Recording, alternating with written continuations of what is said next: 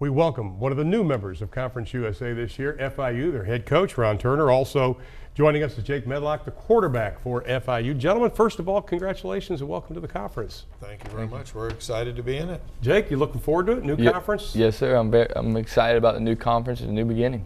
Coach, you come in with a lot of NFL experience, obviously. You worked with the Chicago Bears, Super Bowl years. The college transition, going back to the college game, you were head coach at Illinois. What has been one of the keys to transition this year? Well, I think the biggest thing is just come in and establish, what you want to do in the program. And I had, like you said, a lot of years in the NFL, but also a lot of years in college. 9 years as a college head coach, but also about 15 as an assistant. So, college is really where I got started and really what I enjoy doing. And I'm excited to be back in the college game, working with these young guys and just, establishing relationships and helping them develop. Jake, this will be your second year as starting quarterback. Last year you had an injury problem, missed a few games. The new offense, how has it been adjusting? Oh, it's been unbelievable. I mean, working with Coach Turner has been an awesome experience throughout the spring. I mean, the short time we've been together, him installing his offense, I mean, it's just learning all the new things, drop back, the reads. I mean, it's been amazing. But it's so different from what you were used to.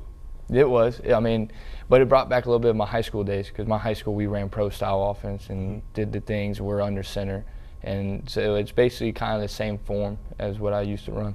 Pro-style offense. You don't see that a lot in college football anymore, if ever. Why did you go back to that?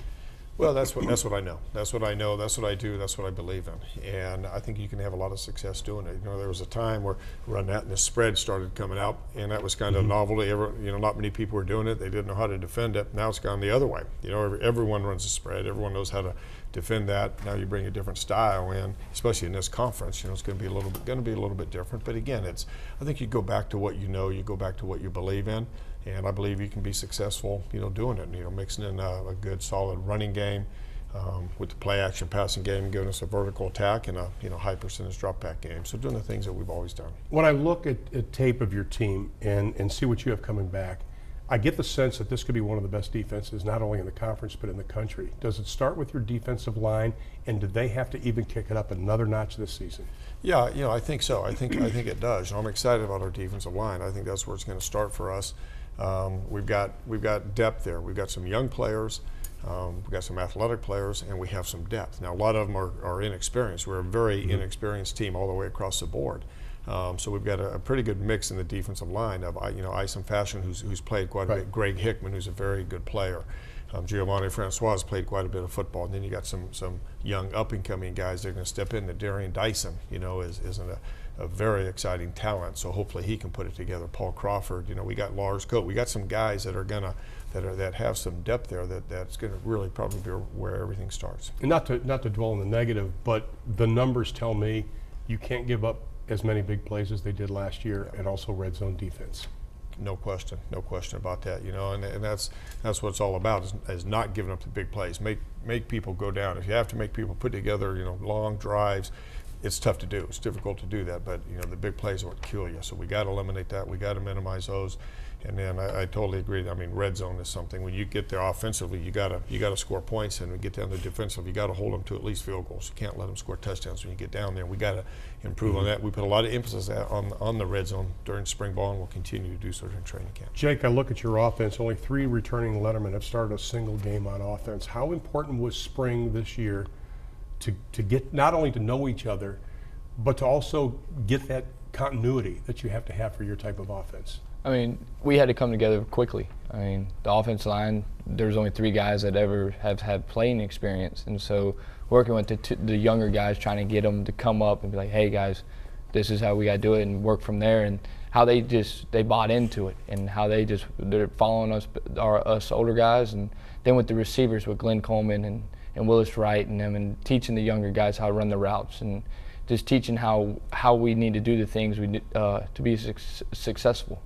Now, do you mind the less shotgun snaps? I don't mind it at all. I mean, it's either way, as long as I get the ball out to our athletes' hands and get it to them quickly, I mean, we're going to be fine. Kedrick Rhodes, you look at the fact that he was injured, still fell just something like 39 yards short of setting a rushing record at the school. Tell me about him.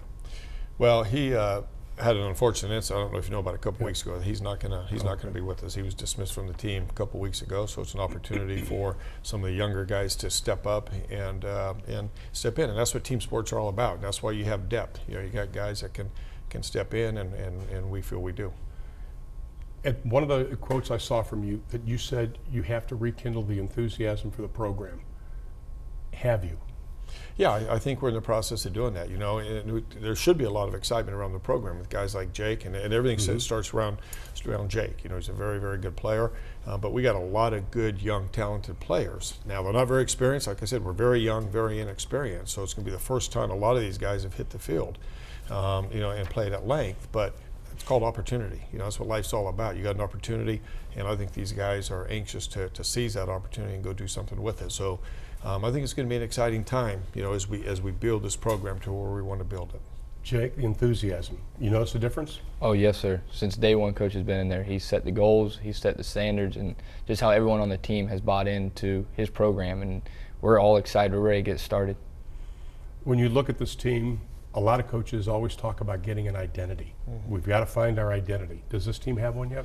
I don't think we do yet. It's still in the process. You know, we've had 15 days of spring practice together. We got a complete new staff. You know, I'm new.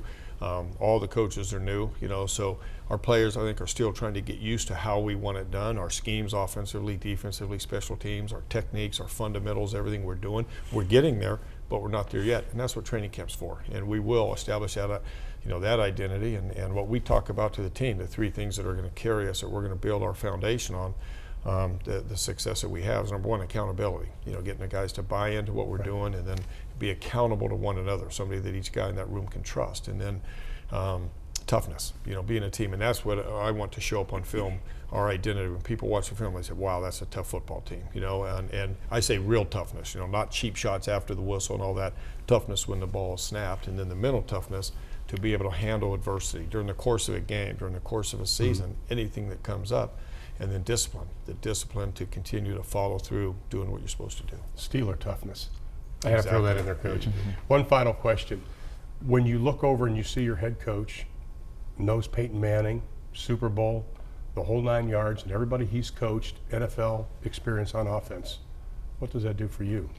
Helps me as a quarterback. I mean, learning from all the tapes that all the quarterbacks he's coached, I mean, it's been unbelievable learning. I mean, watching Peyton Manning just doing little quarterback individual drills and how of a machine he is. I mean, watching Kyle Orton, Rex Grossman, Jay Cutler, Josh Freeman, and just how great of quarterbacks he's coached and how he's molded them into big-time players. And it's just, I'm taking bits and pieces of each quarterback that he's coached and put it into my game. Excellent. Coach, welcome to Conference USA, my friend. Best of luck, Jake. Appreciate Good it. luck to you. Thank you. We'll be back with more in just a minute.